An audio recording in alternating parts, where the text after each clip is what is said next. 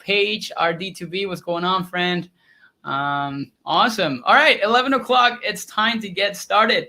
Let me introduce myself first. We're going to be talking today about developing bulletproof habits and routines. I'm going to give you the anatomy of habits. How do you create new ones and how you kind of tore down really bad ones and how to kind of go from there. So Elizabeth from Chicago, we have people from Miami. So super excited for you guys to be here.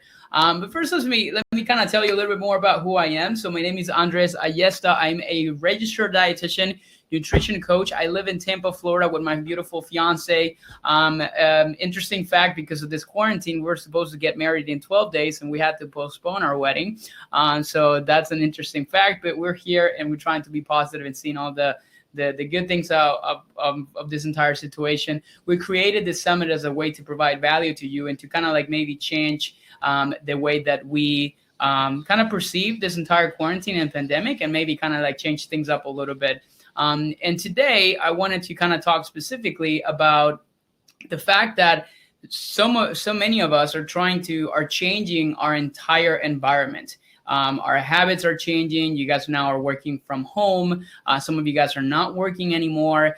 And with that, obviously, our lives changes. And I wanted to kind of give you some perspective on how can you make really interesting changes and kind of habit and routine adjustments to make sure that you are kind of like making all the progress during this time. So you're going to obviously hear a lot more nutrition information, even though I'm a dietitian. I am the owner of Viva Nutrition, in case you guys were wondering what do I do specifically. But yeah, definitely we're going to be not going to be talking too much as far as nutrition. I'm going to leave that for the rest of the RDs coming in today. Today, we're going to be talking about routine. So today, what I want to make sure that you get out of this entire presentation is going to be a few things. Number one, I want to make sure you walk away with strategies to create strong morning routines. I'm huge on that. I'm going to show you books and some things that I do in the morning that can help you actually jumpstart the day with a complete different vibe. I'm going to give you a challenge today, and I want to make sure that you also take that and make sure you're getting on the comments as well to make sure that you answer some of like the questions and polls I'm going to ask you throughout this, because I want this to be interactive.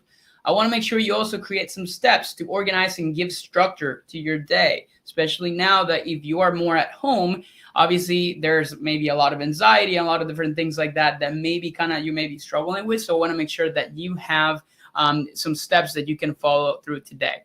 Nutrition planning made easy. I'm not going to get in all the details of nutrition because that's not going to be my topic for today, but I want to give you some ideas that can go along with the organization and structure of your day-to-day. That's also going to be important. Understanding how sleeps impact health, fitness, and immunity. I'm going to give you some incredible and some insane facts about sleep and how it can affect the way your immune system responds, specifically to a virus. I'm not sure if you've seen the news, but there's a pandemic going on around, and we want to make sure that we strengthen our biggest, like I call it our vaccine, and our natural vaccine is going to be our immune system. And the best way to do that is doing all the right things, nutrition, sleep, and health that can help you improve. But when you don't get enough sleep, there's a lot of really havoc that is created in your immune health. And I'm going to teach you, and I'm going to tell you exactly how that is. I'm going to give you some facts and some studies that they've done on people with actual like viruses and how sleep impacts how they recover or how they fight those bacteria and viruses like that. So we're definitely going to go over that. And then also ways to improve your sleeping or your nighttime and routines and how you can improve your sleep quality. I always tell people just because you get 8 hours in bed doesn't mean you get 8 hours of sleep. So we want to go over some of those different things like that. Okay. So, of course, feel free to kind of ask questions at any given time. I'm in front of, obviously, the chat box, so I want to make sure that I answer questions as we go. If I miss anything, make sure you repost it again down the line. But we're going to have, obviously, some time for some questions at the very end. Now, the first question goes for you. What are your current struggles right now? So let's kind of go back to maybe like a month ago, whenever like this whole thing kind of like, hit the fan. And what were some of like the kind of issues and struggles that you had the most? I know for me, I've been working from home for about like a year, so it wasn't really a big difficulty for me to change my routines. What was really hard for me was not able to kind of go to our gym, not able to kind of go and have like a date night, because since I'm working from home, like that was like the only time that we had available to just kind of like disconnect and go outside and do other things. So that was definitely really helpful for me. But most people are struggling with two main things. Number one, anxiety, that is creating some behaviors and some actions that sometimes may not be leading to supporting your goals, whether that's weight loss or fat loss or health.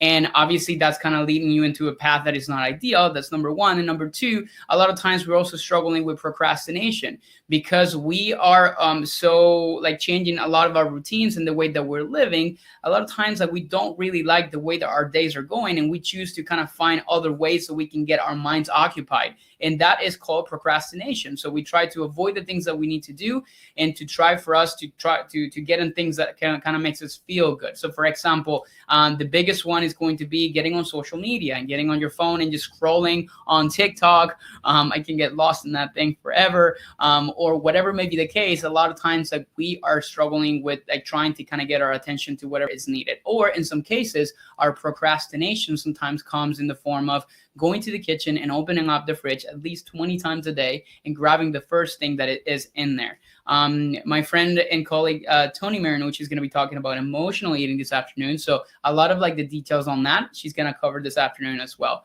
But for me, I'm going to tell you what is like kind of like the anatomy of that habit that you have, and why do you usually choose to go for like food as a way to kind of like get in, you know, when you're kind of feeling anxiety or sadness or happiness and all those kinds of things like that. But the biggest struggles are those, like, you know, you don't have currently a pretty strong routine. And a lot of times that kind of leads to a lot of procrastination as well. So now I always tell people that you don't really plan to fail. You just fail to plan all the time. You probably heard that in the past, and it's very, very true. Because a lot of times when we wake up in the morning and we have no idea what the day is going to look like, what we're going to do, how we're going to eat. I don't know about you, but a lot of times I'm kind of like spinning, you know, like around the house. Is kind of like, you know, like not knowing exactly where to go and how to do certain things. So that for me, it's a problem. So if I wake up and I don't have a specific actionable items for my day, then a lot of times I'm going to struggle with my eating choices, with my movement choices and exercise and activity, because sometimes I'm just like, you know, I need to get things done, but I don't even organize them or plan them. And on other cases, I'm just going to be feeling like I failed during that day. Not sure if you ever felt that way. You know, obviously give me a hand if you actually kind of like feel that sometimes when you don't have a specific, you know, actionable steps in the process, sometimes you feel like you're kind of lost in the process. But there are ways that you can fix that. So one of them is definitely going to be, and I call this developing bulletproof habits. Here's the thing, guys. In nutrition, in order for you, like, let's say, for example, how many of you guys have done, you know, Sherry says missing the gym and eating junk as well as disconnecting from work. I work remotely. So yeah, that's definitely something that one of the biggest struggles too. And one of the things with nutrition too is I always tell all of my clients that the biggest problem that I see with those that are trying to do diets and they try to kind of like do different things in their nutrition is like, if you don't fix your habits and your behaviors, it doesn't matter what diet or what program you get on, you're always going to go back to what you were doing in the past. And a lot of times it's always a very big difficulty because you don't ever create bulletproof habits, or your bulletproof habits are not supportive of the goals that you're trying to strive for. So that's what we're going to talk about today, is literally how to fix that. So we're going to talk about what is the anatomy, obviously, of a habit, and what is it really, and how can we actually change it. I don't know if you ever read a book. It's called The Power of Habit by a guy named Charles Duhigg. But one of the things that he teaches is a habit has three main components. Component number one is going to be the cue, or we're going to call this a trigger. It's something that gets you to take an action on something. And I'm going to give you some examples as far as that. The routine is going to be, and obviously there's an example in here and I explain what that is, but the routine is like what that trigger usually follows. Like, what is it you're going to do when you feel like that kind of trigger is, or that cue is started? And number three, or the third component, is going to be the reward. It's what you get out of doing that routine that was triggered by something. Let's give an example on specifically nutrition, or I'm also going to give you guys one on an exercise and training. For some people, for example, for runners, a cue for many people may be, for example, watching or sitting in front of a TV.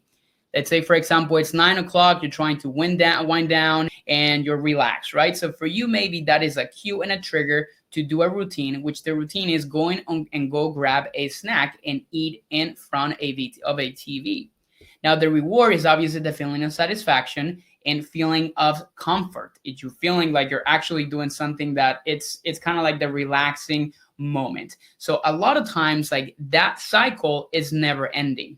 So the question is, how do you change a habit? You got to change either one or two components. What do you think that component is? Do you need to change the cue, you need to change the routine, or you need to change the reward? Put it on the comments and see what you think. Because one of them actually is going to be the most important one that is going to help you actually change the habit, or at least what's going to change what you do as a result of a trigger. The response to that is going to be your routine. Like, you need to change what you do in response to a trigger. So instead, let's say we're giving you a go back example to obviously sitting in the TV and watching something. The key thing is going to be, you are going to, instead of like changing the trigger, you can't change that. You're still going to watch and sit TV. You're going to change the routine. So instead of going and grab a snack, you're going to say, you know what? I'm going to, instead of watching it from the couch and just going to, like, I don't know, like for like a few minutes, I'm going to be standing, or I'm just going to change like the typical thing that I do in between to try to get the same reward. So maybe instead of like grabbing a snack, it's like grabbing a glass of water, maybe something with flavor that you're adding into that. So you kind of have something different. But the key thing to kind of develop a good habit is repeatability and making sure you're doing it several times to make sure that you do that. Now, I'm not going to get too much into the intricacies of this. Now, some people are actually talking here about the reward. Can you change the reward? In some cases, you can. But in most cases, you want to change the routine. So keep that in mind, but I'm going to give you guys like some changes. The cue, Jennifer says, the cue in the routine, the cue, it's really hard for you to change because a lot of times there are triggers that sometimes are happening that you don't really know where they're coming from. So for example, the trigger could be a place, it could be an emotion, it could be a thing, it could be something that somebody says, you know. So a lot of times it's really difficult because the cues sometimes fall outside of your control, but the routine and what you do doesn't. And the way you see the reward, that's also something that you can change your perspective on. So keep that in mind. So where do we start with actually changing that?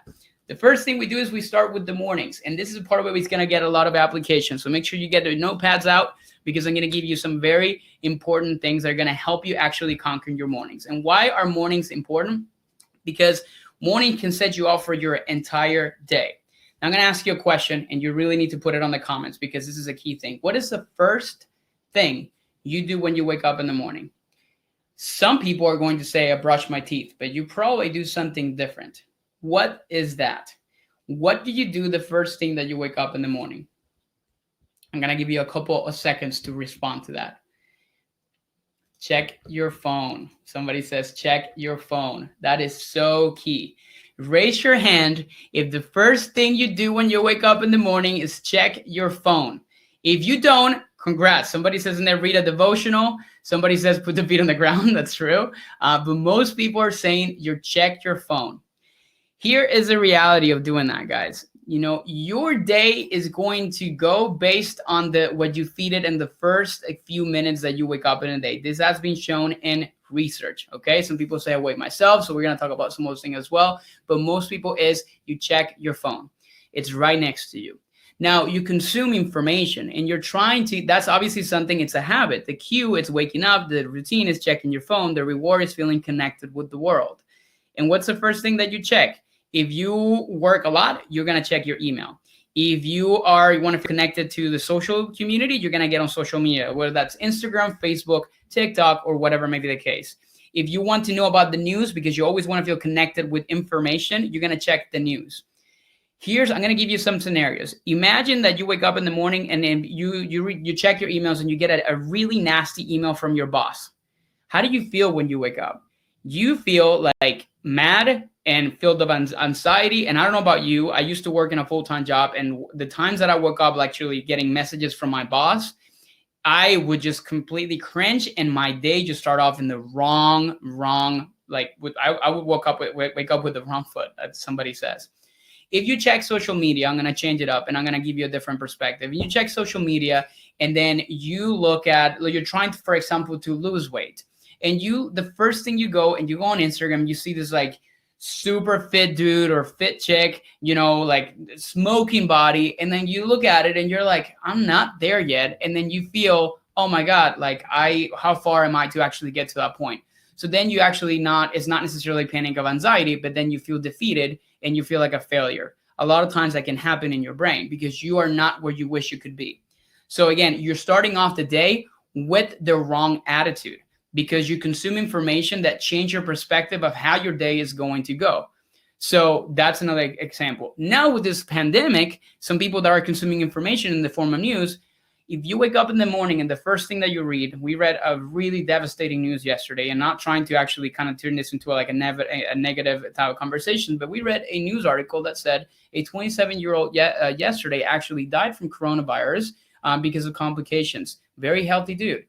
If that's the first thing I read in the morning, I am going to completely lose it because I'm 31 years old, and then I'm going to completely be negative, be sad, and be scared. So you get the idea of what I'm trying to say here. Your attitude towards your day is going to be dependent on the first thing that you're feeding your brain with.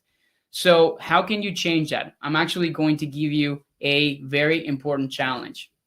And I want you to do this with me. And you're going to do it for 21 days because research shows that 21 days or 21 repetitions of a new habit is what's going to help you actually change the way that you do things. Tomorrow or Monday, but tomorrow ideally, when you wake up, you're not going to check your phone for 1 to 2 hours, at least email or social media. And I say this because some people use it as an alarm, right? So a lot of times, instead of and it's super hard, trust me, you're like, okay, it shouldn't be really too hard. Trust me, you're going to feel the need to grab your phone and check your social media. Check your phone, check the news, all these different things. Try to avoid connecting with the world until 1 hour after you wake up. Grab your cup of coffee, and we're gonna talk about some things that you can replace that with, because you're gonna be like, okay, if I don't have that, then what do I do? Here's the thing for you guys too. If you're not working remotely or working from home, and you were used to commuting an hour to work, so there's a lot of people in here that live in New York and New Jersey, and you were living in the city, or whether you're in Florida or whatnot, your commute actually took some time away from you. So you always said to yourself, I don't have time to do X, Y, and Z. That is a BS excuse right now. And you and I both know it's true because of the fact that you do have now the time. So this is an opportunity for you to start to think about other kind of routines and other things and habits that you can start to implement in your day. This could be one. Stop checking your phone the first thing that you wake up in the morning. You know what I do with my phone? I actually put it in the bathroom in the hallway, outside, not even the bathroom in my room, in the hallway. For you, maybe something different. And I put my alarm in there. So when I wake up, I had to walk towards it. So that gets me in a point to actually wake up at the same time every morning. And then I try to put things on an airplane mode so I don't check my social media or anything for at least 1 hour. Do I fail sometimes doing that? Yes, absolutely I do. And that's my mistake. But the moment I consume a piece of information that is negative, I promise you guys, it's not going to lead to anything positive throughout the day. So what can you actually replace it with? I'm going to give you some ground rules to kind of get started. So these are some of the things that I always try to do, and make sure you write this down or take a picture of it if you want. So ground rules for strong morning routines. Number one, I always try to choose the same time to get up. That creates sort of a clock in your brain and in your physiology that really helps. But Andres, I really want to sleep in on weekends. That's fine. Well, I'm not saying here that you'd have to be perfect at it, but try to wake up at the same time every day. Here's what I'm noticing with a lot of my clients right now, that they're actually being sent home. Some of them are not working or working at different hours. They're staying up until very late watching Netflix or watching shows or on their phones, and they're waking up a lot later. So what that does, and that's something that you're never were accustomed to do because you had to be at work at some time, or you had to do this, or you had to do that. Now you're like, okay, I have all this time. Use it wisely. So change it up to doing something a little bit different that can be supportive of your goal. So that's number one. Number two, avoid email and social media until you begin your workday. We were just kind of talk about that. Number three, dress up for work. Even if you're not working, the biggest thing that you can actually do for yourself is actually dressing up. Some people say oh, but I like to be in my PJs. I like to actually be comfortable. That's fine. You can be in your leggings. You can be in that kind of stuff, but try to dress up, get ready, because that kind of sets also the mood for you to think okay, I'm moving and transitioning from sleep mode, from lazy mode, to now I'm in either work mode, or I'm going to and be active and productive. Number four, set a work schedule. I'm going to give you some tips on how to do that. And number five, setting your MITs. And you're going to be like, okay, what are MITs? MITs is most important tasks, Or I like to call them hit list, which is high important task as well. And I usually create 3 things, and I'll explain what that is in just a couple minutes. But those are like the biggest things that you can do. So now you have time to, let's say, for example, you're waking up at like, I don't know, like 6 o'clock in the morning or 7 o'clock in the morning. You don't have a commute anymore. So now you have the option to do other things. So what can you do instead? Let's start with the biggest one and the first one, which is going to be, I start my mornings with gratitude. Okay. I'm going to show you something real quick, what I have. And I'm going to literally share my typical morning routines. Now, granted, I want you to guys take this presentation and this workshop, not to do everything at once. And I'm going to tell you at the very end why that's important, because a lot of times we get so lost in the whole idea that we need to do everything at once. And that's something called the overhaul mindset, that we get so lost with it that we don't really stick to something. That's why dieting sometimes is not effective, because you try to do so many different things at once. So take from this what you think is just the most important like aspect or actionable step that you feel you can take on your own. That's important. So I want to keep you that. I do have something called a 5-minute journal. So I'm going to show it to you guys in here. Let me see if you can see it. Yeah. So the 5-minute journal, it was gifted to me a while back, but then essentially what I have and what I read in there is like 3 things that I'm grateful for. So instead of consuming social media on the first thing in the morning, I actually change my perspective and I say like, things that I'm grateful for. I'm going to read to you literally what I kind of like put this morning on here. I said, I am grateful for my registered dietitian friends who helped me put together an amazing summit. That's for me starting the day with the right attitude. Number 2, I'm taking a day off tomorrow. I've been working super hard. I'm super grateful that tomorrow I get to rest. Number 3, all the people attending today's summit. I'm super grateful for every single one of you guys right now. We have 60 people watching this. I'm extremely grateful for you. So those are like 3 simple things that can really kind of help you change completely like your entire day. One person you're grateful for, a situation, a thing. Sometimes I say I'm grateful for a freaking pen because I've been able to write something. Sometimes we're so wrapped up in the negativity of the world and the society and everything that's going on around us that we don't really take 1 minute to really think about something positive that we have going on in our lives. So I want to invite you today to make sure that you change that perspective and try to improve your relationship with yourself by creating some gratitude. Gratitude is not just some woo-woo stuff. There's research to support that when you start your day with gratitude, your positivity, your anxiety is diminished, your stress actually is reduced. So start off with that. And I think that's going to be a big important one. So that's number 1. Number 2, I practice meditation or a meditative practice. Today at 1 o'clock, we're going to do that. And if you've never done that, Matt Warner, he is Jenna Warner's husband. He does yoga and meditation, and he's going to walk us through a meditative practice for 20 minutes, which is going to be amazing. Like gratitude has very positive impact on, or has a lot of research to support its impact on positivity and anxiety and stress. Meditation does the same exact thing. It can help you improve your relationship with yourself, be present, and not worried about things that are outside of your control. So those are things that are going to be here. Victoria says, I always say I'm grateful that I have 2 healthy legs and I can take a morning run. Amazing. So those are smaller things that are important, and always change it up. 3 things you're grateful for every single morning, write them down or say them out loud. Meditation practice. Where can you start and how can you get started? It's very simple. A lot of times it could be as simple as like downloading an app. Headspace or Calm are going to be great resources. Sometimes I go on YouTube and I type in 10-minute guided meditation. I put my headphones on and I get myself in some place that is calm and simple, and I just try to be present.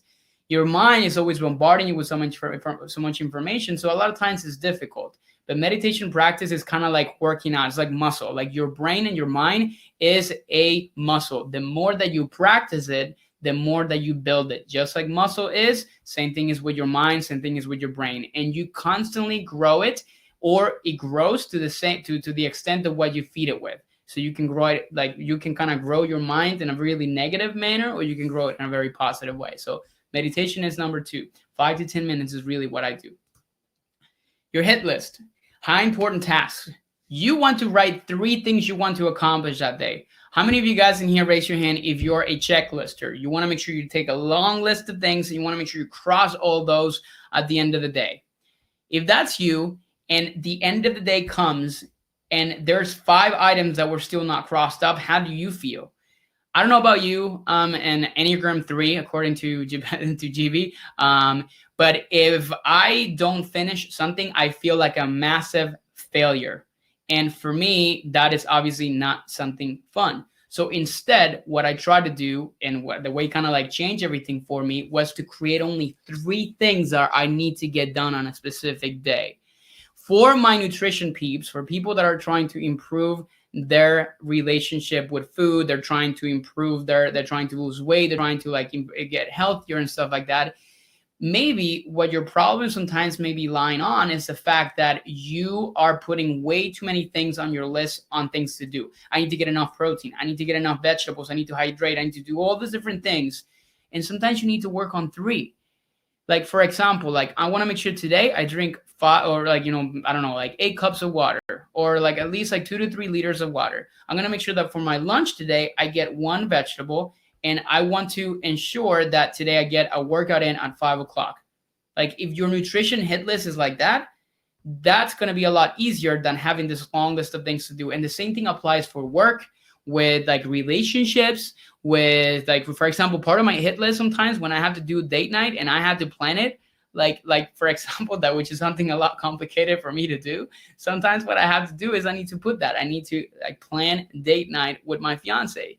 So a lot of times it's really difficult for us to kind of like, really kind of, what's the word I'm looking for? Concentrate in a couple of things. And a lot of times it just needs to do 3 things. Our minds a lot of times work in 3s. So when you put things into perspective like that, it makes it a little bit easier. Okay. Reading.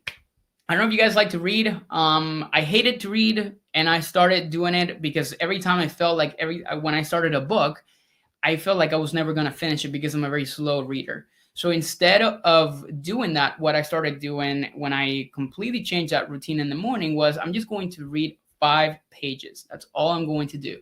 And it took me 5 minutes, and that's all I did. Then I moved up to 10 pages, 15 pages, 20 pages. And when I realized I was actually reading 1 book a month. So what went to read 1 book a year in the past, because I was so focused on trying to do the full thing, it went to reading 12 books in 1 year because of the fact that I kept the routine by just reading 5 to 10 pages a day.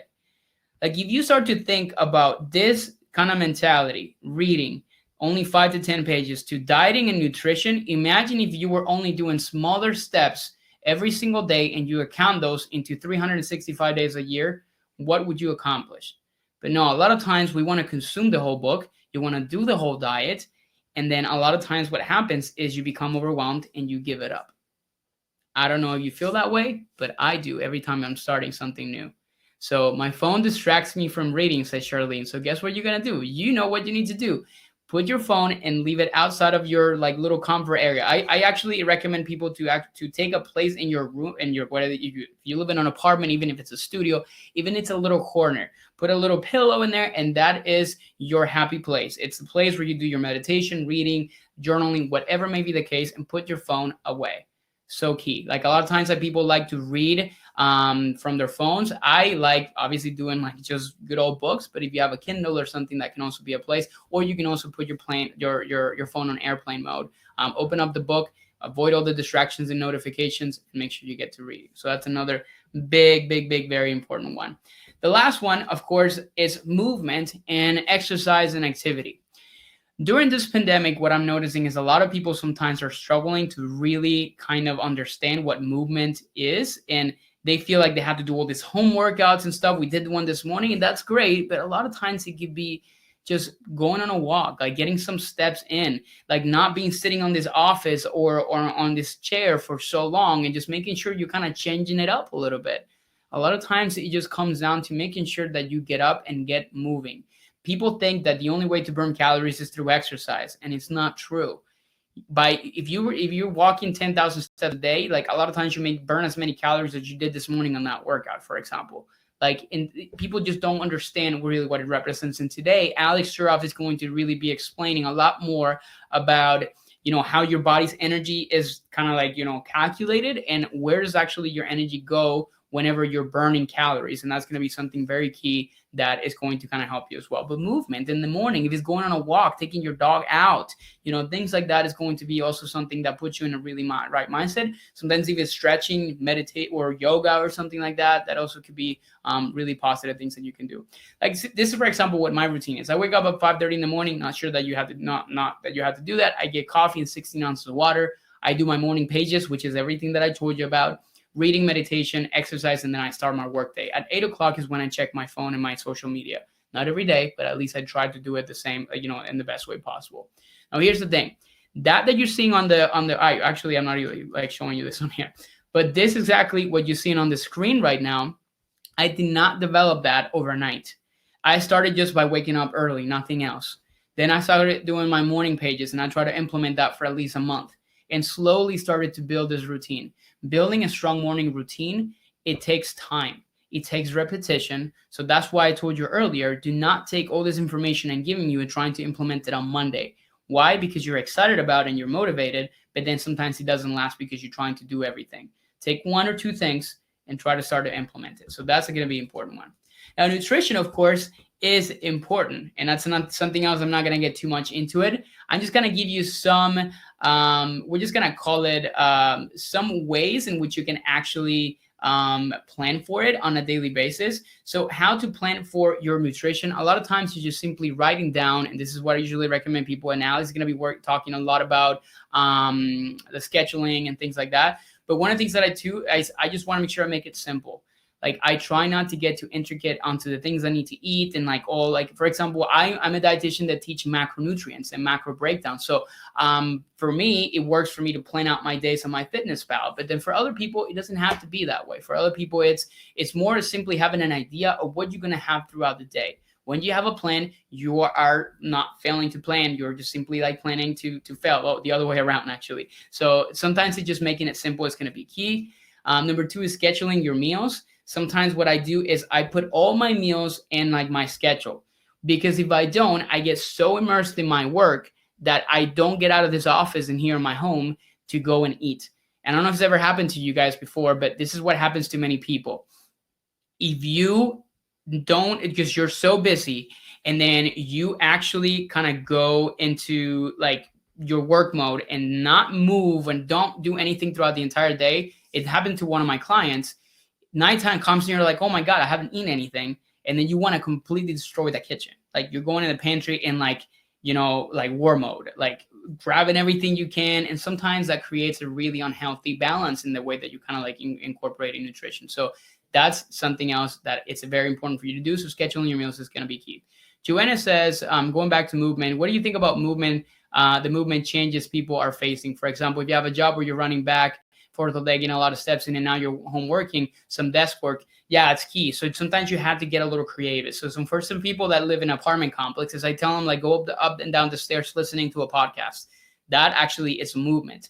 Go around the block. If you, for example, we live in a house in a neighborhood, so we just go around the block and maybe walk for 10 to 15 minutes. So keeping our social distancing, of course, and that's for us is very simple for do it that way. Okay. Number 3 is be aware of emotional triggers. This is another way for making sure your planning in your day actually goes easier, because a lot of times you're trying to avoid something and you just kind of go into the kitchen to try to procrastinate. As a way of procrastination, you'd go and grab a snack, and it's happened to a lot of people. I'm not going to get too much into this because Tony Marinucci is going to be talking a little bit about this later today. So those are the main ones on nutrition. Now we're going to talk about the extra and the exciting part. Now I only have 7 to 8 more minutes before we kind of switch into questions from you guys. But let's talk about sleep and nighttime routines. Sleep is more important than you think. Now pay close attention to what I'm about to say, because a lot of times people don't understand the importance that sleep makes on your day-to-day.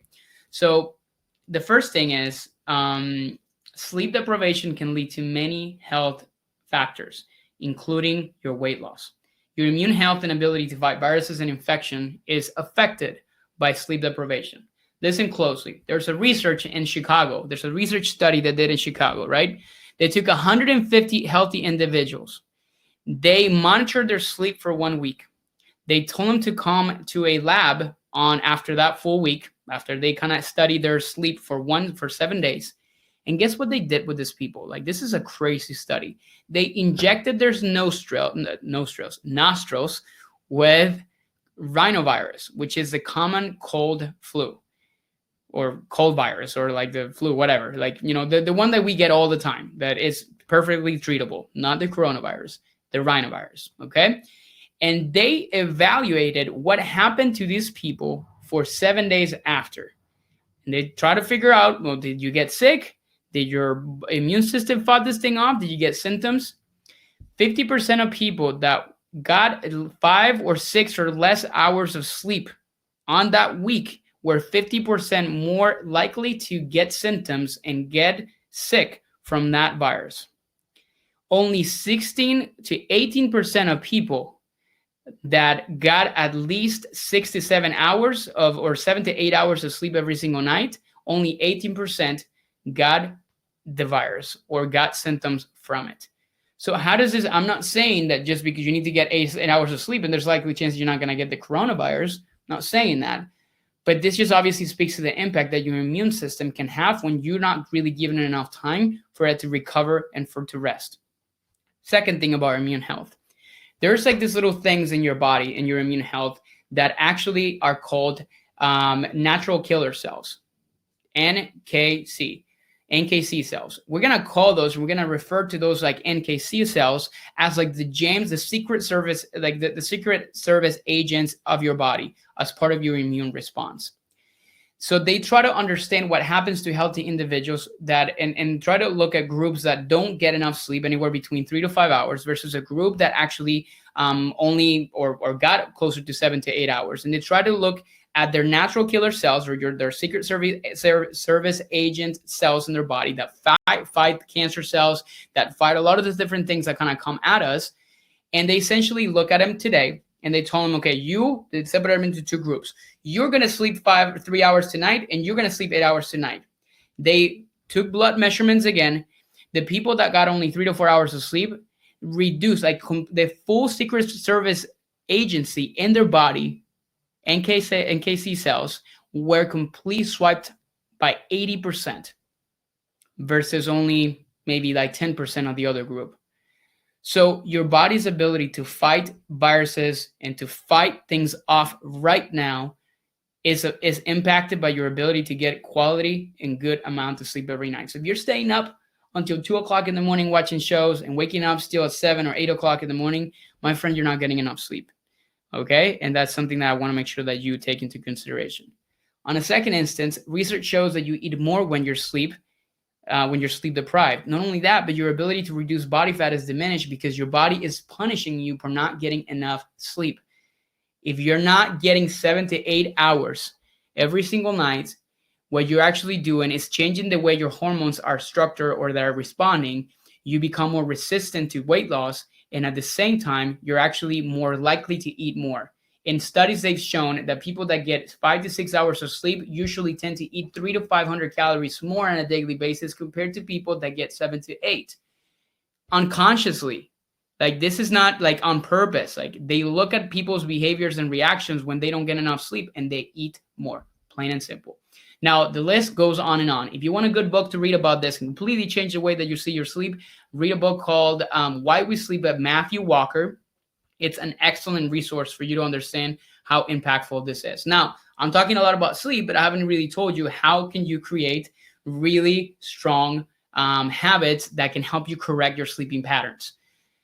I'm going to give you 1, 2, 3, 4, 5 of them. Of course, it says 5 tips in there. Number 1, wake up earlier to correct your internal clock. If you're going to bed late and waking up late, a lot of times that internal clock is a little messed up. Try to wake up early so you're tired at nighttime, so you can go to bed at a decent time. That kind of goes in line with your with the dark and light cycles, which is going to be key. Number 2, create a shutdown time at night, at least 1 hour before bed, no TV or phone, because the bright light from all those sources and the electronics are actually disrupting your sleep quality. Sleep goes in different stages. And whenever you get exposed to much light, it's kind of like your brain is thinking it's still daylight. So it doesn't really do all the right steps internally to make sure that you're doing all the right things to recover and sleep soundly. So creating a shutdown time, and then at the same time trying to avoid like a lot of light exposure. Sometimes, if you look at, our coach Tony, he has that's really goofy, like blue light blocking glasses. Mine are a little bit more classy. He's going to laugh about this. But the ones that he has actually better because they literally block all the blue light that can disrupt your sleeping pattern. So that's something else that can definitely impact that. Number two, I think Nish is here. She's saying magnesium should also help you. Magnesium can also help. Magnesium citrate is what I recommend to a lot of people. Calm is by Natural Vitality, something that I do recommend. I think is really helpful. One of my clients like swears by that thing. I think she's in here, Roxy, and she always says like that thing. It just really kind of helps her out. It's nothing magical, but it does help a lot of times with that. Practice meditation or deep breath work to try to like get your heart rate down. It's going to be something key. Reducing your body temperature in your house is so key as well. One of the things about sleep is you enter into your deep REM stages of sleep, which is when you dream, when your body's temperature is at its lowest. This is something important also for you to know, because sometimes a lot of times what we struggle with is that we eat maybe late at nighttime. One of the key questions I get asked a lot of times with people is, should you eat late at night? Is it going to impact my goals? Not necessarily weight loss is specific, but it can impact your sleep. Because when you have so much food at nighttime, there's this effect called thermogenesis, which is the heat that is generated from food digestion that goes up, your internal temperature goes up, and your sleep quality is affected. So how is that impacting weight loss? You don't sleep enough, and then you tend to eat more because of the reasons that I explained right before. So those are key things that a lot of times can affect us. So reducing your body temperature at your house and your thermostat can definitely help.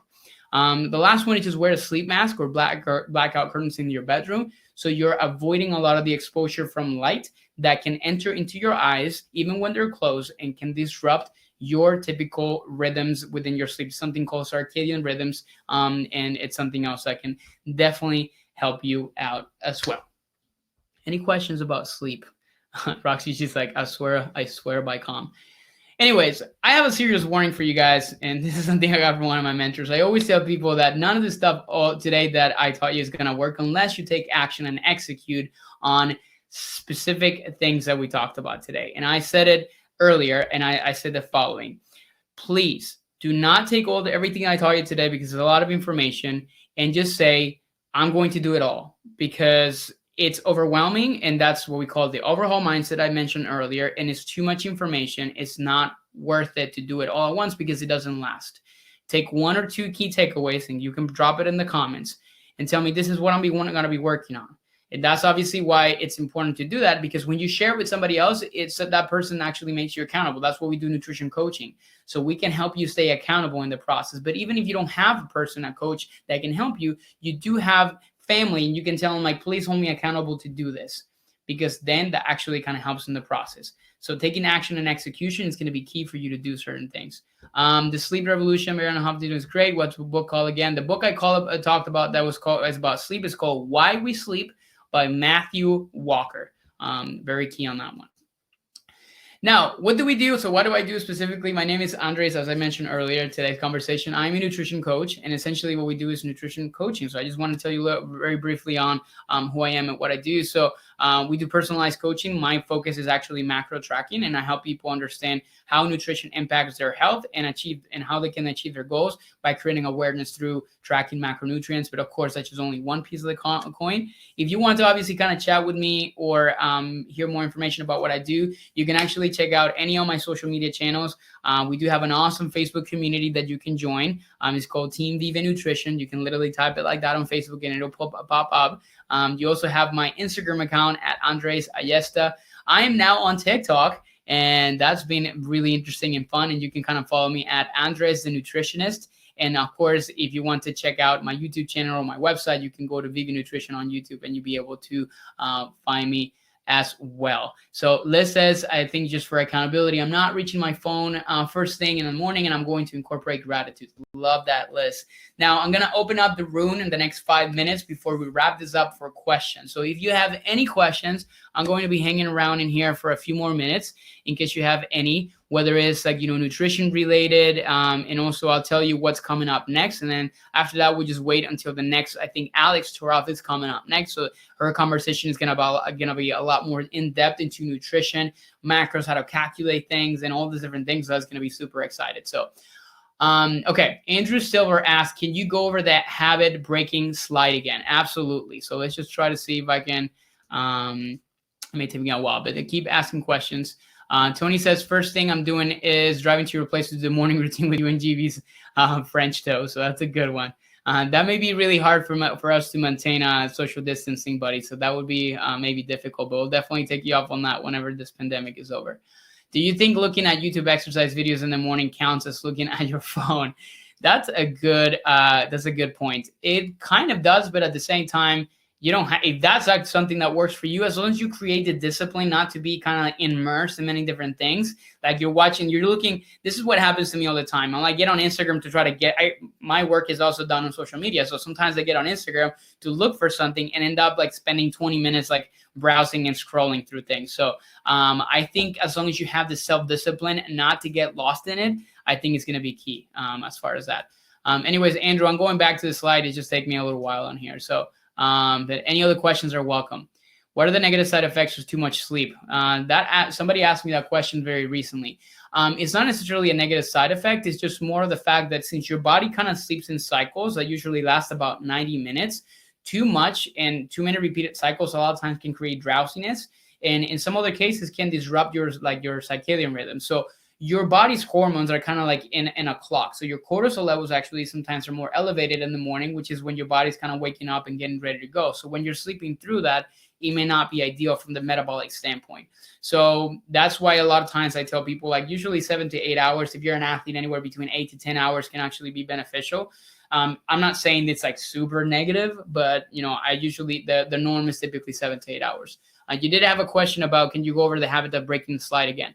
So what I just wanted to kind of go over on this thing is like every habit, and you can actually start to kind of go over a few different ones that you may have in this moment, is breaking down into 3 components: the cue, the routine, and usually the reward. The cue is a trigger that tells your brain to go into cruise control. It's like sort of like an automatic mode. This could be a person, a place, a thing, something like an emotion. Like, for example, that could be, I think in one of like the examples I saw in the book was like first somebody that has a gambling problem and the cue was location and emotional, like, worrying about finances and going and driving through a casino. Then the trigger, it was usually for that person to actually go and gamble. And then the reward was actually feeling the satisfaction on trying to make money, but then at the same time was not a good habit because you could also lose a lot of it. For a runner, for example, the trigger could be waking up in the morning. The routine is going on a run, and the reward is actually getting that runner's high. So that's not necessarily a bad habit. But every time, all of these things are definitely going to be breaking down into those 3 typical components. If you change your routine, you can change your habit and you can keep the trigger and the reward the same. When it comes down to nutrition, a lot of times you just need to change what you do in between. If you're kind of like a person that kind of trigger or that eats emotionally, or when you feel anxiety and go grab the tub of ice cream, there's something that is triggering that. Like maybe hearing something sad, that the routine is for you to go grab ice cream. The reward is obviously kind of like feeling that. But then usually that reward may be followed by guilt.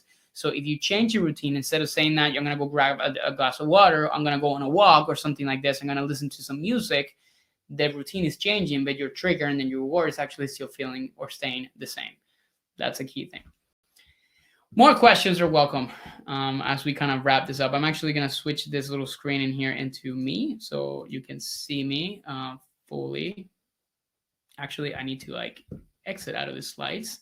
But anyways, also to kind of finish out, guys, like we didn't really take any tips. We didn't charge anything for you to be here today, but we do appreciate your donation. So I'm going to put this on the screen as well. If you want to donate for a really good cause, we're trying to raise $1,000 today. We already raised like $1,200 today. So we're super excited about that. But I wanted to also encourage you, if you guys have the time to be able to do that, and definitely something that can definitely help. And answering some questions, can you show the slide with your routine? I'll tell you what it is. Number 1, I wake up at 5:30 in the morning. I grab a cup of coffee and 16 ounces of water. Hydration is important because Tony's going to be talking about that today in our cocktail hour. And then I usually do my morning pages, which is usually I have my gratitude book. I have a big long journal, so I write a lot more sometimes that goes into that. I read, and then I usually do meditation. I do some movement, exercise or whatnot, and then I usually start my workday. So how do you suggest to break a bad habit that results in self-satisfaction, guilty pleasures, and stuff like that? That's difficult, but a lot of times it's going to kind of be still kind of changing. A lot of times you can change the reward, but in most cases you need to change the routine. So whatever you're doing to try to kind of like calm or produce a self-satisfaction, you just need to kind of change out for something that can maybe create that self-satisfaction some other way. So keep that in mind. I'm still all about having routines and healthy mind, body. However, given we're all home for the foreseeable future, I'm finding the days are starting to blend together. So how are you spicing up your routine to help separate the days and keep things exciting? That is a phenomenal question. Thank you so much for asking that. Here's the way we kind of do it. Number one, I'm going to give you the best example. Yesterday, me and my fiance, we still have date nights. And yesterday, what she did is the most incredible thing that she's ever done.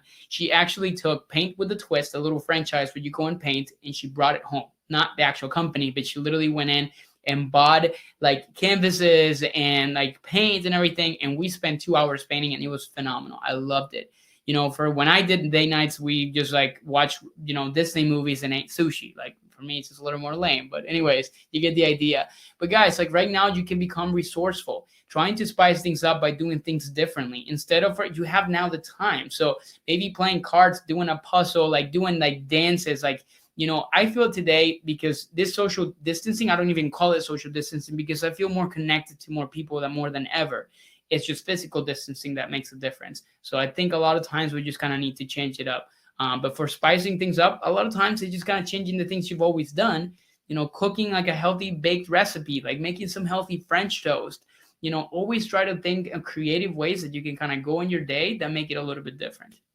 Danielle asks, what did you suggest to do an hour before you go to sleep and replace being on your phone? What do you suggest to do an hour before you go to sleep and replace being on your phone? Reading. For me, it's reading. I think it's a really helpful way to do that. If it's like maybe listening to a podcast or something like that, or if you're on your phone, it's just kind of having the self-discipline to kind of maybe create a time where you're just kind of shutting off. Like I'm just going to do only this for 5 minutes. Sometimes what it really helps me is I put an actual like a timer. Like 5 minutes on this, and when it beeps, like I'm done. Like that's just kind of like the way that you can definitely help. GB says coloring. She loves to do coloring. She loves to do like painting or stuff like that. So maybe something creative can definitely help. Talking to your spouse or your partner if you have one. Things like that can definitely also be helpful as far as this. So they sell books for adults to color. That's awesome. That's a great way to think about it.